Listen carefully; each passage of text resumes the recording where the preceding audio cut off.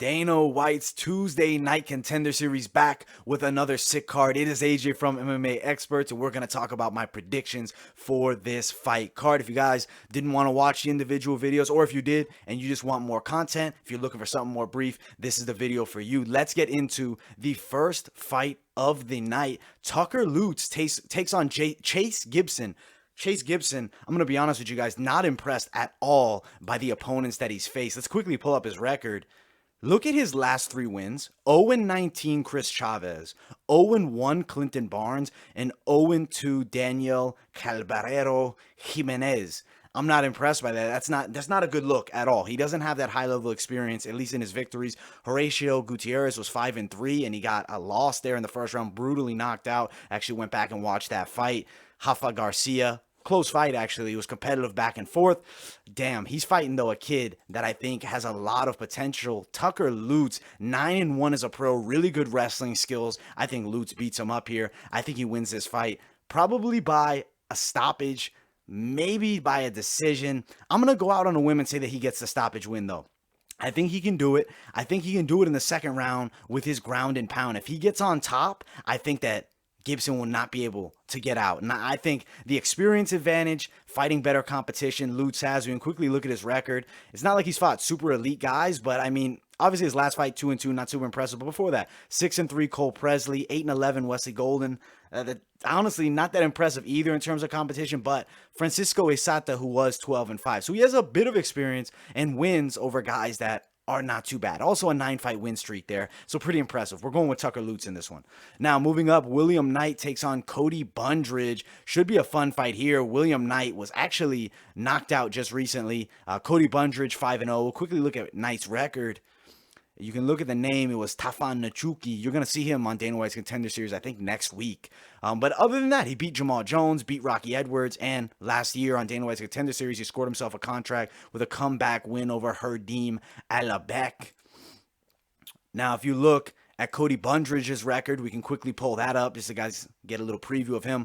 Eric Lozano, twice he beat, and those are his past 2 fights. Before that, Josh Christian. So, I mean, 2-0. Hasn't fought guys with a ton of experience. I think William Knight gets it done here. He's fought the better opposition. I think he gets a stoppage win in round number 3.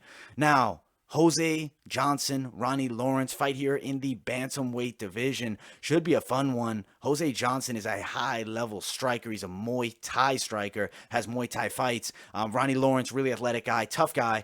I like Jose Johnson in this matchup for sure. And quickly pull up his record. You guys should actually check out his last fight. You can find it online. He fought Rafael Costa, brutal knockout with an elbow. His opponent had him against the cage, and he just came down with an elbow from hell and put him unconscious. Very impressive. Now for Ronnie Lawrence, I'll quickly pull up his record. Last fight, got a win over the 2-0 Garrett Armfield. Before that, Michael Ricketts. So, I mean, he's fought some okay fighters, but I think Jose Johnson has that experience advantage, has fought the better competition. You see he has a win over 7-1 Pipe Vargas. To me, this is Johnson's fight here. I think he wins this one. I think he's going to get a stoppage, too. I really do. Especially on the Contender Series, he's going to go out trying to get an impressive victory. Now, Jimmy Flick takes on Nate Smith. This is the co-main event, and it's going to be a fun fight in the flyweight division. The flyweight division, I really like a lot. I think we got to keep bringing in flyweights. We just need to find more talent. There's a lot of talented guys there. They just got to get their name out there. Now, Jimmy Flick, flyweight champion in LFA. Nate Smith, he's a Savage. That's his nickname, The Savage.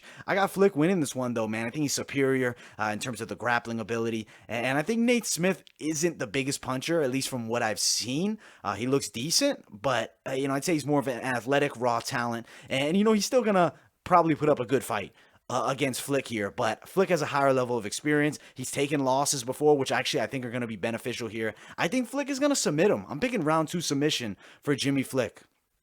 Now, main event of the evening, the 2 craziest names I've ever had to pronounce. Malsik Bagzarian versus Denis Barzukcha. Hopefully those were said right. I'm pretty sure they were. I'm just riding with their absolutely said perfectly. I think that Malsik is a really high-level kickboxer. I mean, obviously he has K1 experience. Denis, though, I think he's good, man. He's got a lot of ability. Fights out of Staten Island, New York. Trains with the Longo team. I mean, he's around high-level guys all the time. Malsik is, he's a striker. He's going to be a primarily striker. We can quickly pull up his record because he's got all wins in his past 3 in 10 seconds. He's knocking dudes out in one shot. Last fight, Art Hernandez knocked him out in 7 seconds. Prior to that, 9-second knockout of Jay White. No time there on the Marcio Diaz one, but I think he knocked him out in like 20 seconds. And Jason Guvia, 14 seconds. So he's knocking everybody out quick. Dennis Bajuka, though, is not going to be a slouch like that. I think Dennis has some skill. He's fighting with high-level guys all the time in the gym, sparring. You know, his last win, Tim Dooling, was 9-6. Actually, Tim Dooling went the distance with Bill Algeo, who had a really tough fight against Ricardo Lamas this past Saturday. Before that, Will Calhoun, 3-4, nothing too crazy. I mean, not super impressive either in terms of who he's fought and resume-wise, but at least the Tim Dooling fight, he's fighting a guy that has, 15 fights. I think this is the fight for Dennis, man. I think he's going to get the win here. I think he does so in a competitive fight. I feel like he's going to have to get it to the ground, though. I don't think you want to sit and trade shots with a high-level kickboxer. I'm going to say decision win. I think he's going to grind something out and beat Melseek here. I don't know if we'll get a contract, though, if it's, not super eventful decision win. But better not get the contract than take an L here against a very explosive striker with a ton of potential in Melseek. Overall, though, fun card. I'm excited to see who gets the contracts here. I mean, last week, I feel like one fighter was gypped out of the contract, to be 100% honest. The name's not coming to me right now. But we're going to have a good card. Can't wait to watch it. Can't wait to do the post-fight stuff. Stay tuned right here. MMA Experts. It's AJ checking out. Thank you guys so much for watching. Like, subscribe, turn on those post notifications. Also, guys, follow my social media, Instagram, Twitter, and I'll see you all in the next video.